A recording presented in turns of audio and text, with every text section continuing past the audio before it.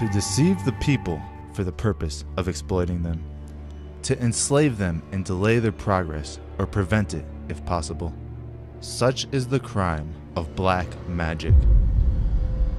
This quote was written in 1861. Does it sound familiar? It should, because it's exactly what's happening today. Deceive the people for the purpose of exploiting them. Check. Enslave them. Check. Delay or prevent their progress. Double check. In less than 100 years, we've gone from this to this. We sit here like mindless zombies staring at a screen for hours at a time. And this is just the beginning.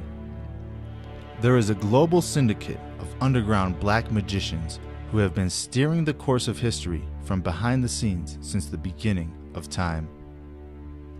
Quote, "But what skeptics and agnostic Christians alike ignore is that besides the drawing room mediums for diversion, there are occultists whose vile practices are veiled in the most profound mystery. These men, whose moral sense is absolutely perverted, believed in Lucifer, but believe him to be equal of God and worship him secretly." End quote. In order to avoid falling victim to these spells, we must be able to identify them quickly and accurately. Every time you turn on the TV, they're casting a spell.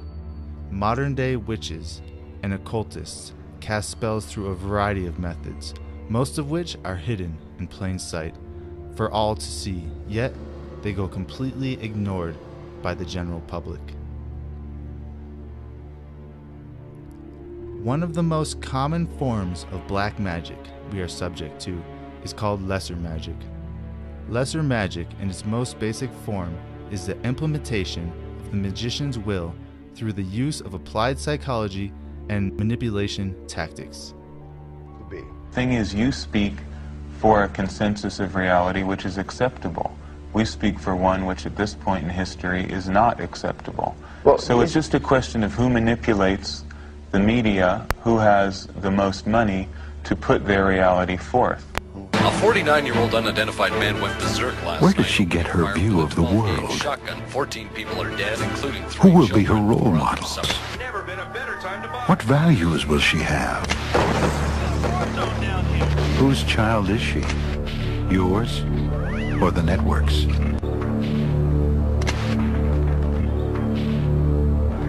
Take back your children. Turn off the TV. Predictive programming, subliminal messages, and subliminal manipulation are all widely used today and can be found in just about every form of entertainment.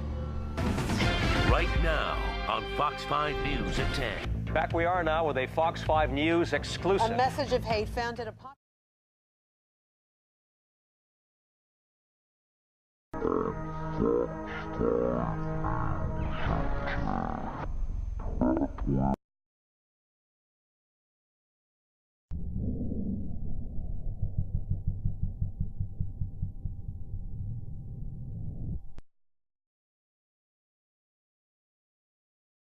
A major U.S. Daily story about subliminal messages. I don't think we need to be subliminal.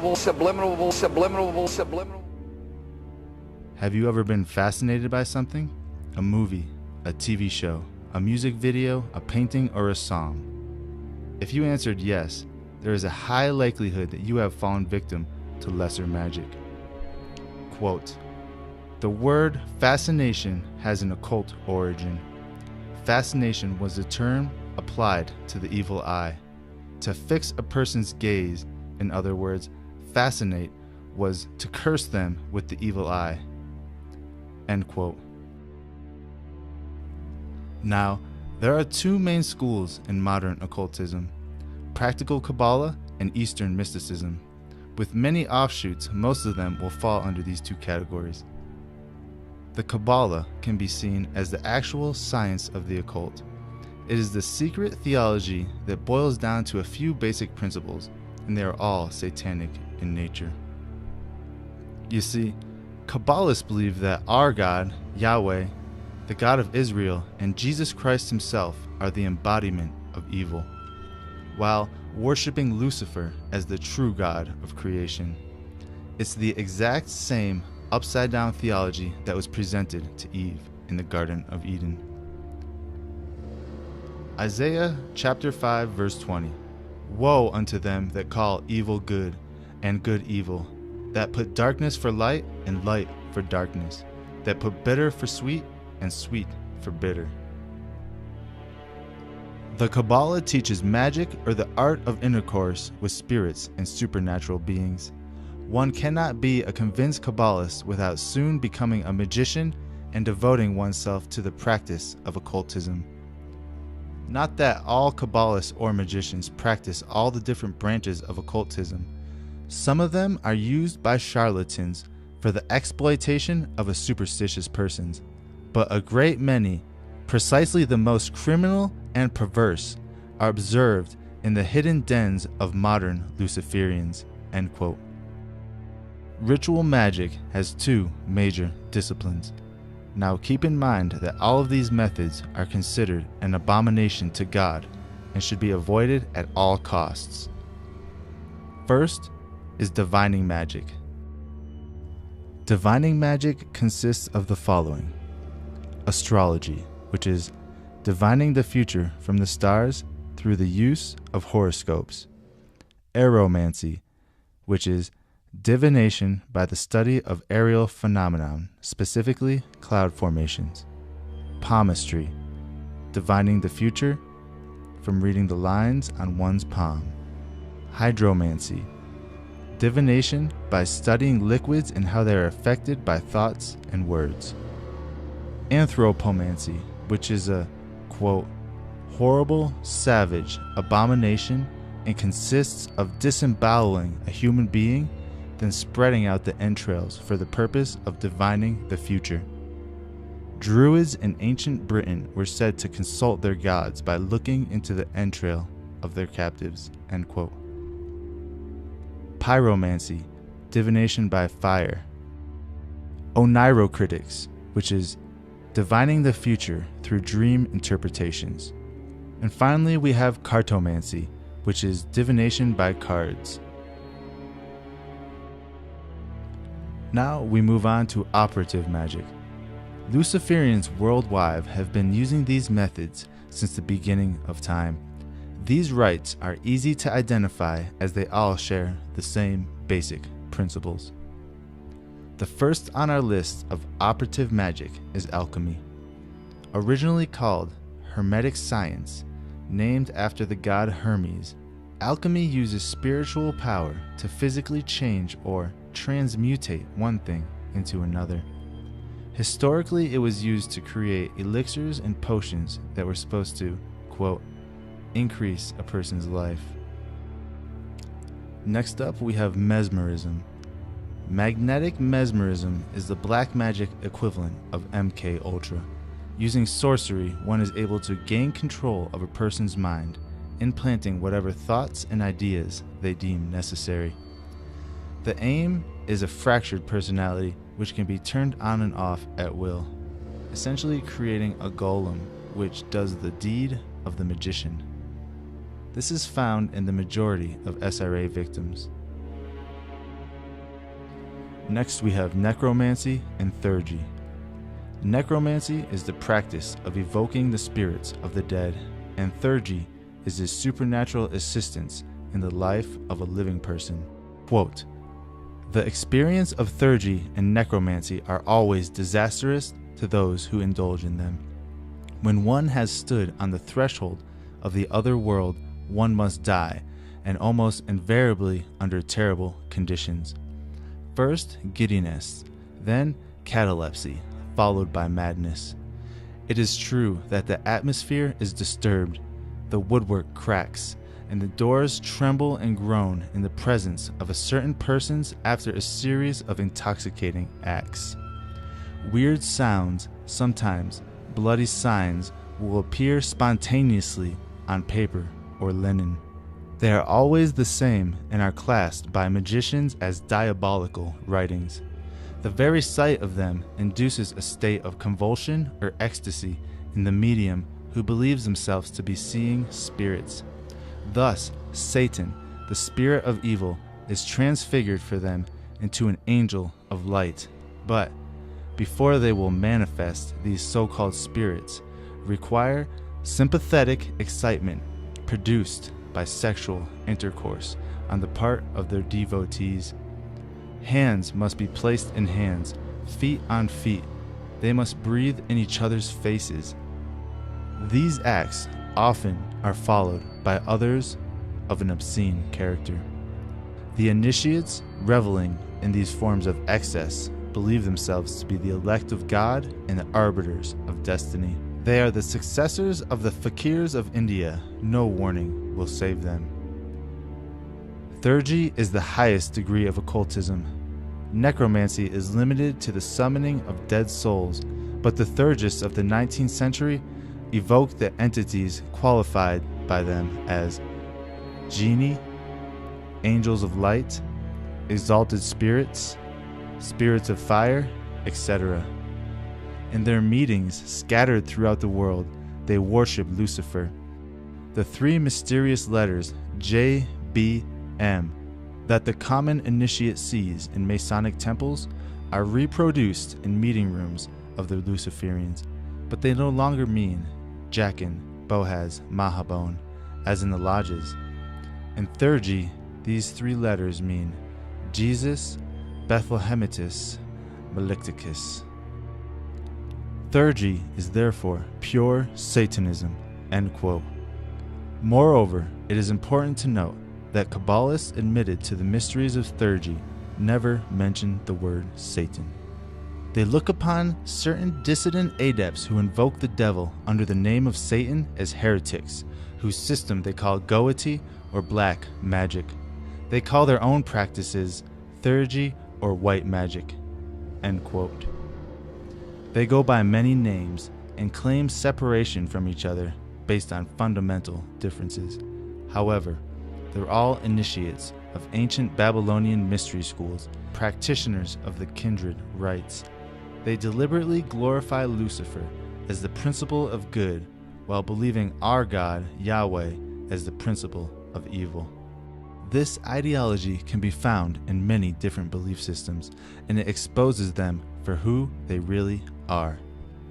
According to author Margaret Alice Murray, quote, "The deity worshipped by the witches was in some cases Lucifer, as opposition to the Christian God. Devotees were obliged formally to renounce Christ, the Holy Ghost, and the Christian God before embracing the devil faith, which was the logical outgrowth of the dualist doctrine of double divinity. This makes it clear. The god of the witches is Lucifer, who is represented either as the double-faced god Janus or a slightly modified version of the Baphomet with a lit candle between its horns, symbolizing the rising Kundalini serpent and activation of the pineal gland. In 1484, Pope Innocent issued a papal bull concerning witchcraft. Quote, "It has come to our ears that numbers of both sexes do not avoid to have intercourse with demons, incubi, and succubi, and that, by their sorceries and by their incantations, charms, conjurations, they suffocate, extinguish, and cause to perish the births of women." End quote. Perish the births of women. Sound familiar? Child sacrifice is one of the key elements used in all schools of Luciferian magic.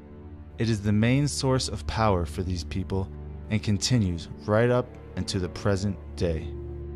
Quote, "The child victim was usually a young infant, usually a witch's child or unbaptized, in other words, not part of the Christian community.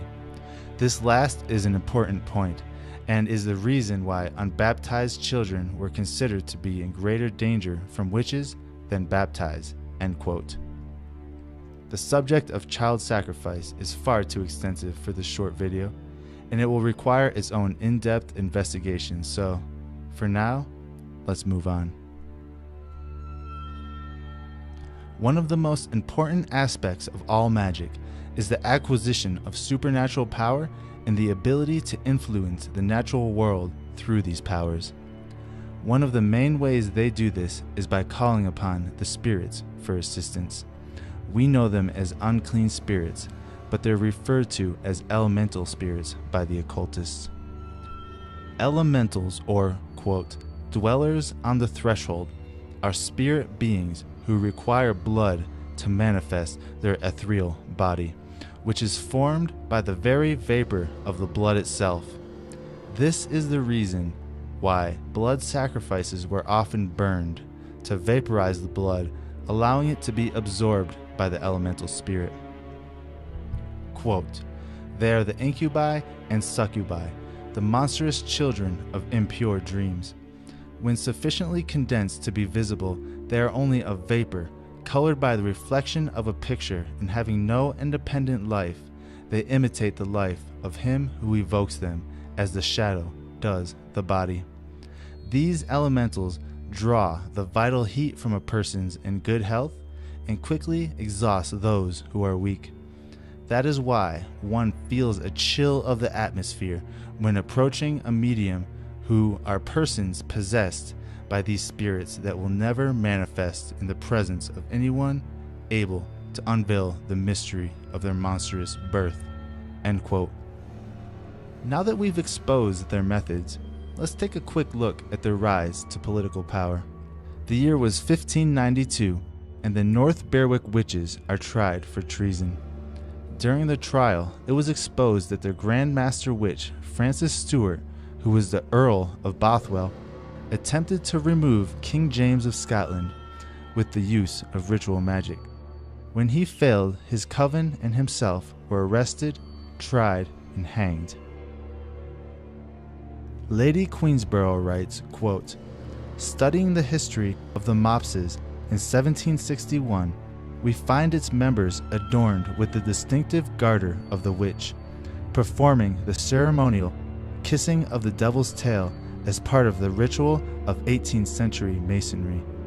The coven of the Middle Ages is the Masonic Lodge of today, but the craft remains the craft. End quote. Now that we know some of the methods used by the other side, not only can we avoid them, but we can use them as indicators of their presence throughout history and piece together a timeline of events that not only reveals their presence, but exposes the very fact that they've been here all along, plotting, planning, and waiting for that perfect moment. Thank you all for watching. God bless you all.